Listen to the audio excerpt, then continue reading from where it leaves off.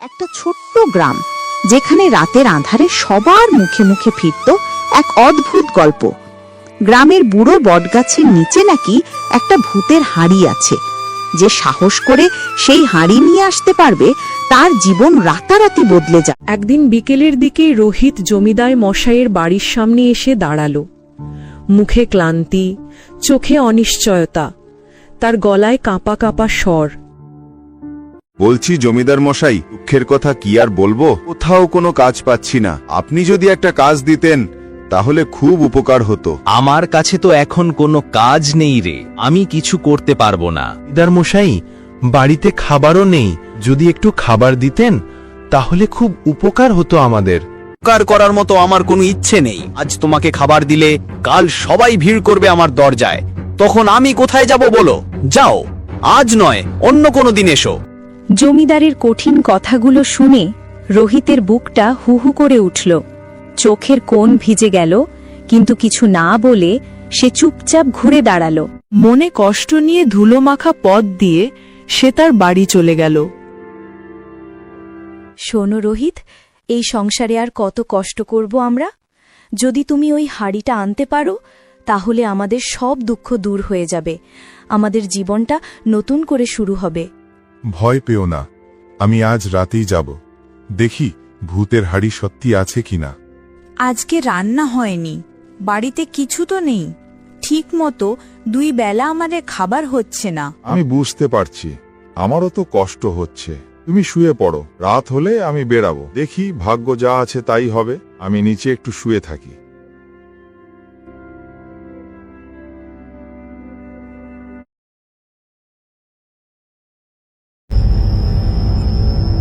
রাত গভীর হল। রোহিত একাই গেল বটগাছের নিচে। চারিদিকে পিন পতন নীরবতা। হঠাৎ একটা ভয়ঙ্কর শব্দ হলো, মাটি কেঁপে উঠল, আর তার সামনে এসে দাঁড়ালো এক বিশাল বিকটাকার ভূত। কে এলো আমার হাড়ির খোঁজে? এই জায়গায় মানুষের প্রবেশ নিষেধ। আমি একজন গরিব মানুষ, আমার পরিবারকে বাঁচাতে চাই, তাই এসেছি। তুই বাঁচবি কিনা ভেবেছিস? তারপর তোর পরিবারের কথা ভাববি। ঠিক তখনই দূরে শঙ্খধ্বনি শোনা গেল। এক সাধু এসে দাঁড়ালেন বটগাছের। ছুরিত হচ্ছে। ভূত, এই নিরীহ মানুষটিকে ভয় দেখিও না। সে সৎ, সে পরিশ্রমী। যদি সে পরীক্ষা দিতে রাজি হয় তবেই সে হাড়ি নিতে পারবে। ঠিক আছে, যদি সে 3টে শর্ত মেনে নিতে পারে। আমার ডাক শুনে তুমি পালাতে পারবে না। তৃতীয়ত, সবচেয়ে কঠিন পরীক্ষা, তোমাকে লোভ দেখানো যাবে না। আমি রাজি, আমি চেষ্টা করব সব শর্ত মানতে। সাধু চলে গেল আর রোহিত বসে থাকলো হাতে। চারিদিকে শিকল টানার শব্দ, কুকুরের কান্না, শ্মশানের আওয়াজ, ভয়াবহ সব শব্দে চারিদিক ভরে গেল। ভূত বারবার ভয় দেখাচ্ছে, যেন রোহিতকে এখনই মেরে ফেলবে। আরে, পিছনে ভূত নাচছে কেন? একসাথে 2টো ভূত! আমি তো এরকম দেখিনি কখনো। আজকে আমার শেষ রাত হবে নাকি? আবার সামনে ভূত! আমি মরে গেলাম আজ। হে ঠাকুর, রক্ষা করো। রোহিত, এখনো সময় আছে। এখনই এখান থেকে পালিয়ে যা, নইলে মরবি। না, আমি থাকবো, আমাকে পারতেই হবে। আমার পরিবারের মুখ মনে করতে হবে। আমি মরে গেলেও যাব না। ভোর হওয়ার ঠিক আগে ভূত হাঁড়ি নিয়ে এলো। হাঁড়ির ভেতর থেকে ঝকঝকে সোনা ঝিলমিল করছিল। এখন নিয়ে পালা রোহিত, এই সোনা তোর। এই সোনা দিয়েই তুই ধনী হবে। আমার সোনা লাগবে না।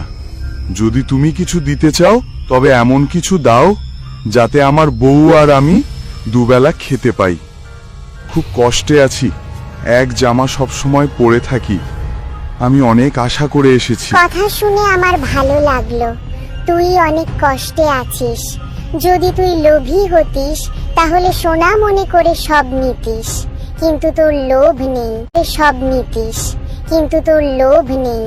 তাই এই ভাতের হাঁড়ি তোর আসল ধন।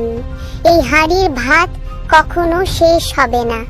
ভূত সোনার হাড়িটাকে মাটির ভাতের হাড়ি করে দিল।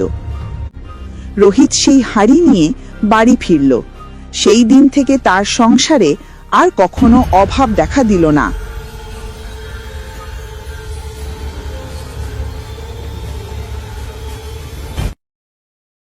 দেখো, সততা আর ধৈর্যের ফল কি হয়।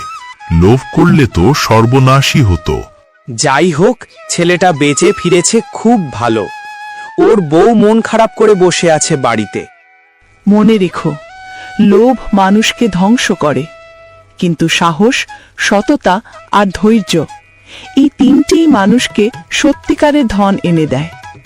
তোমার ভেতরের সম্পাদই তোমার জীবনের সবচেয়ে বড় শক্তি। তাই বন্ধু, যদি তুমিও বিশ্বাস করো সততা আর পরিশ্রমের জয় একদিন হবেই, তাহলে এই ভিডিওটায় একটা লাইক দাও আর চ্যানেলটা সাবস্ক্রাইব করে। কোথায় ছিলে তুমি? তুমি কি সত্যি সত্যি ভূতের হাড়ি খুঁজতে গিয়েছিলে? আমি কত ভয় পেয়েছিলাম জানো, তোমাকে হারানোর চিন্তায় বুকটা ফেটে যাচ্ছিল আমার। হ্যাঁ, গিয়েছিলাম, কিন্তু এখন চিন্তা করো না, আমাদের দিন শেষ হয়নি, আর না খেয়ে মরতে হবে না আমাদের। তোমার হাতে ওটা কি? ওই যে হাড়িটা, ওটা কি সেই ভূতের হাড়ি? না, ওনাকে ভূত বলো না, তিনি আমাদের জীবন বাঁচিয়ে দিয়েছেন। এই হাড়িটা তিনিই দিয়েছেন, বলেছেন এই হাড়িতে ভাত কোনোদিন শেষ হবে না। তিনি আমার কাছে ভূত নন, তিনি আমার কাছে দেবী। ভগবান, তোমাকে ধন্যবাদ, তুমি সত্যিই আমাদের দিকে চেয়েছো। সেই দিন থেকে ক্ষুধা আর কষ্টে ভরা ঘরে নেমে এলো আশার আলো। আর ভূতের হাড়ি নয়, এ ছিল এক মায়ার আশীর্বাদ, এক দেবীর দান।